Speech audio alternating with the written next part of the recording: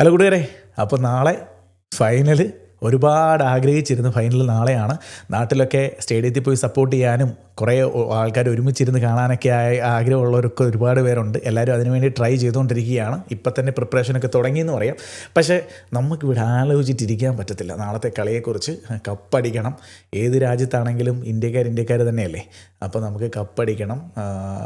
സഞ്ജു പ്രത്യേകിച്ച് കളിക്കണമെന്നാണ് ആഗ്രഹം. എല്ലാവരുടെ ആഗ്രഹം. ഇങ്ങനെ റീൽസൊക്കെ ഇങ്ങനെ സ്ക്രോൾ ചെയ്തുകൊണ്ടിരിക്കുമ്പോഴേ എല്ലാവരും ക്രിക്കറ്റിന് റീൽ തന്നെ ഇടുന്നത്. പ്രത്യേകിച്ച് സഞ്ജുവിനെ തന്നെ എല്ലാവരും ചെയ്തുകൊണ്ടിരിക്കുന്നത്.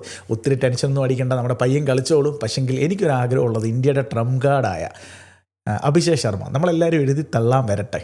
നാളെ ഒരു ദിവസം അദ്ദേഹത്തിൻ്റെ ആണെങ്കിൽ ഒരു രക്ഷയില്ലാത്തൊരു എന്താ പറയുക കംബാക്ക് അദ്ദേഹം സൃഷ്ടിക്കുന്നെങ്കിൽ സഞ്ജുവിന് അത് ഒത്തിരി റിലീഫായിരിക്കും എന്ന് തോന്നുന്നു. അവർ ഉറപ്പായിട്ടും ഓഫ് സ്പിന്നറെ കൊണ്ടുവരും.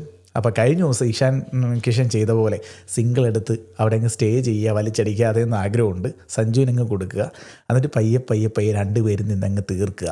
അത്രേ ഉള്ളൂ. പ്രത്യേകിച്ച് ന്യൂസിലാൻഡിനെതിരെ നമുക്കൊരു കണക്ക് കിടപ്പുണ്ട്. അതങ്ങ് തീർത്തിട്ട് നാളെ കപ്പെടുത്തോണ്ടിങ്ങ് വന്നാൽ മതി. കപ്പെടുത്ത സന്തോഷത്തിൽ നമുക്ക് ചെയ്യാം. വീണ്ടും കാണാം. അപ്പം ഈ ടെൻഷൻ അടിച്ച് ഇങ്ങനെ ഇവിടെ ചെറിയ തണുപ്പും മഴയൊക്കെയാണ്.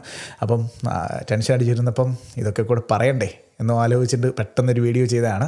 എനിവേ എന്തായാലും നാളെ കപ്പടിക്കും എന്ന വിശ്വാസത്തിൽ.